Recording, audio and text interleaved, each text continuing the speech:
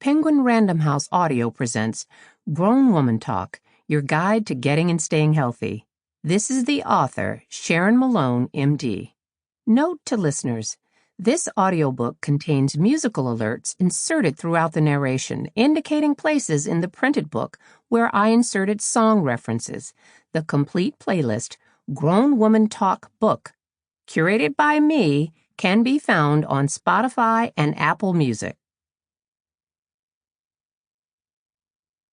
This book is dedicated to my mother, Bertha Davis Malone, and to my sisters, Vivian Malone Jones and Gwendolyn Malone Mosby, who did not live long enough to impart the wisdom that comes with old age. I write for those women who do not speak, for those who do not have a voice because they were so terrified, because we are taught to respect fear more than ourselves. We've been taught that silence would save us, but it won't. Audre Lorde. Dear reader, this is Michelle Obama. Dr. Sharon Malone is one of the smartest, funniest, and most charismatic women I know, and I've relied on her wisdom through good times and tough times. Over the years, she's become one of the first people I turn to for a whole host of issues, especially my health. In Grown Woman Talk, she'll become your confidant too. Dr. Sharon offers straightforward advice on how to structure your healthcare experience, manage your personal health, understand menopause, and so much more. With her signature wit and charm, she threads together stories and tips that are interesting, approachable, and educational all at the same time. For me, reading Grown Woman Talk felt just like one of our candid discussions, informative and a whole lot of fun. Now, while the book is geared toward women of color, there's something in it for every woman, no matter their background. It's a must-read for anyone who cares about their quality of life, because for Dr. Sharon, this isn't just about how to live longer, it's about how to live healthier and happier. Introduction. As women, we're called upon to be many things to many people. In my life, I have been a daughter, a sister, a friend, a doctor, a wife, and a mother. Given that I lost my parents early, my role as a daughter was cut short. But thankfully, I have inhabited the roles of sister and friend far longer than any of the others. I'm writing to you as both. I have also imagined myself an ersatz DJ. Here's where my kids start rolling their eyes. Those who know me well know that I have a song for every occasion, but more on that later. As you listen to this audiobook, at times I may sound more like your auntie or your mother than a doctor, because sometimes you need both. When it comes to our health, we can and must do better. But I am not here to admonish you. Okay, perhaps just a little bit. This audiobook is meant to empower you to wrest back some confidence and control around your health, your vitality, and your future. And you need to know that every piece of advice I give and every story I share is here for a reason. And that reason is I care about your well-being. 30 years as an OBGYN in our nation's capital has given me a unique vantage point on our healthcare system and the women it serves. I have taken care of VIPs and housekeepers, octogenarians and high schoolers, and I have done my level best to give each of them the care and respect they deserved, regardless of station or age. I know what it is to be privileged and have access to the talent, information, and resources that privilege affords.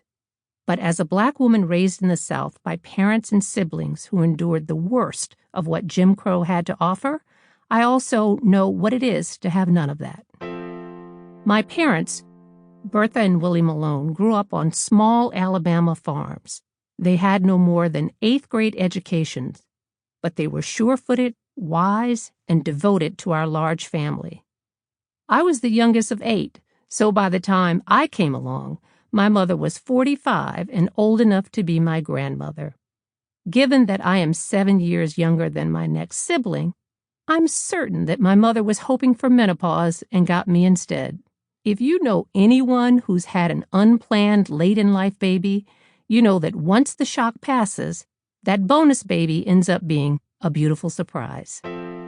Mom didn't smoke or drink, and she stayed fit and trim. She routinely said things like, "Don't eat too much pork, it will make you slow," or "Eat more fish and nuts because that's brain food." Even after my parents moved to the big city of Mobile, my father grew vegetables in the vacant lot next to our house, and my mother canned figs and pears grown in our backyard. So, note to the Michelin restaurant folks, my family ate farm to table before it was a thing. Yet, despite all of her clean living and healthy eating, my precious mother, who never missed a day from her job cleaning the officers' quarters at Brookley Air Force Base, got colon cancer at 57 and died. I was only 12, yet I instinctively knew that my mother's death was caused by more than her disease. It was somehow connected to her race, her gender, and age, and an unjust system that gave rise to few options and an abundance of fear.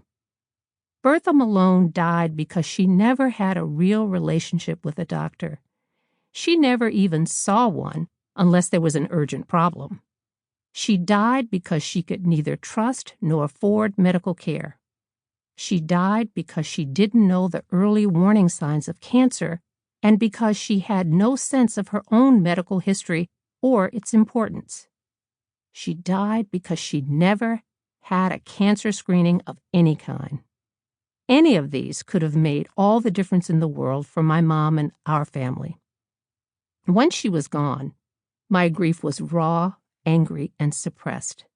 I felt like my mother, this strong, wise woman who literally made a way out of no way for her entire life, didn't have the information or tools she needed to save herself.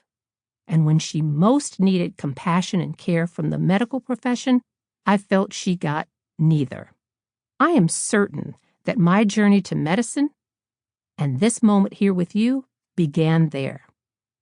I have come to see that, even at 57, my capable, stoic mother felt she had no more agency over her own health care than I, her baby girl, did. In the decades since, I've treated more women than I can count, and am grateful that, together, we've scored more victories than losses. I've had a front row seat to what works for us and against us over the course of our lifelong journeys with sickness and health. I share many of those stories in these pages in the hope that my patients and my family's experiences will positively inform yours. I have used pseudonyms when necessary and real names only with express consent.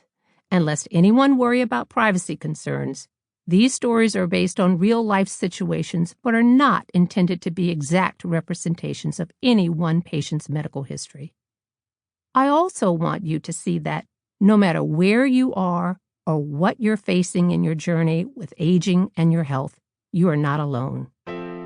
The purpose of this audiobook is to help you become your own best primary caregiver so that my mother's experience will not be yours.